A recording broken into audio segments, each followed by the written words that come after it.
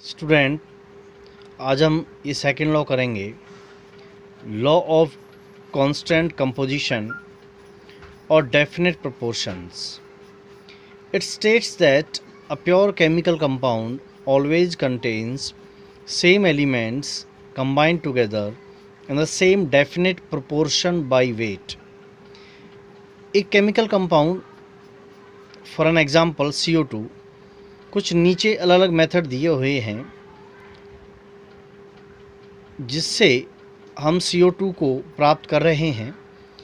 पहला मेथड देखिए, carbon plus oxygen. अगर हम कार्बन को ऑक्सीजन की प्रेजेंस में रिएक्ट कराते हैं सो CO2 हमें मिलता है।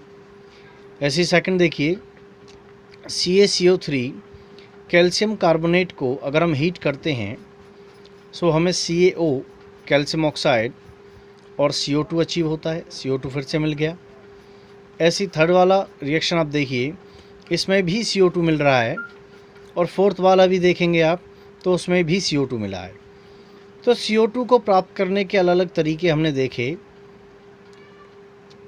अब बात हमें ये समझनी है कि भले ही हमें 4 अलग अलग मेथड से यहाँ पे CO2 अचीव हो रहा है, whether we are getting CO2 formed from these 4 different methods, but at the end of the day समझने वाली बात ये रहेगी कि proportion by weight और जो एलिमेंट्स इन्वॉल्व हैं वो सेम हैं। हर बार हम देखेंगे CO2 के अंदर कार्बन और ऑक्सीजन ही रहेगा, सेम एलिमेंट्स रहेंगे।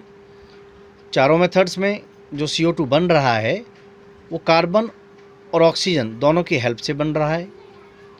दूसरा, प्रोपोर्शन बाय वेट डेफिनेट रहेगा। आप देख सकते हैं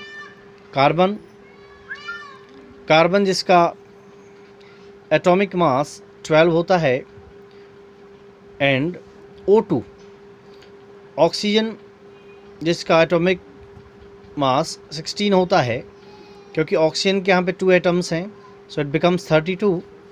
और इसको हम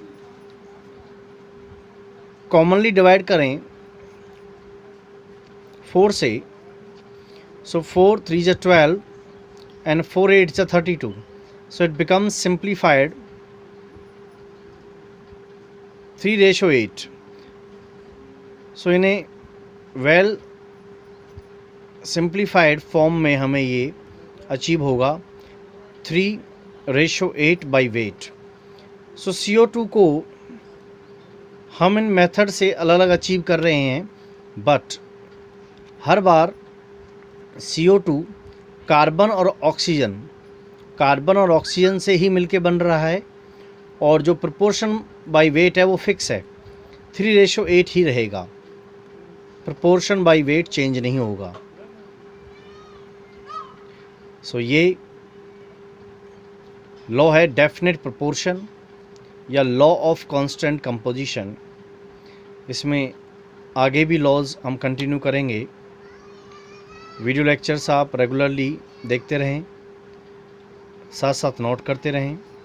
होमवर्क जो दिया जा रहा है उसे आप करें और व्हाट्सएप पे उनके सॉल्यूशंस को अपलोड करते रहें।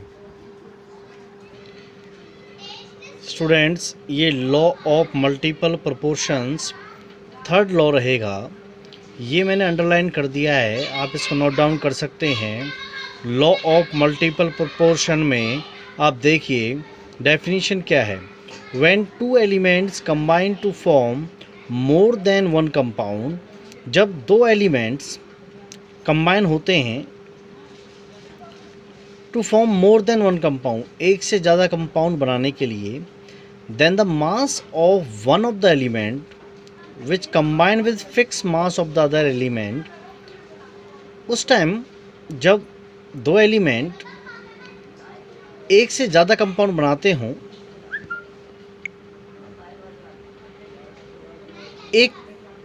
एक एलिमेंट का मास फिक्स रखेंगे तो जो दूसरे एलिमेंट का मास होगा सिंपल होल नंबर रेशो में वो अपने आप को शो करेगा। इसको और बेटर तरीके से समझते हैं। देखिए,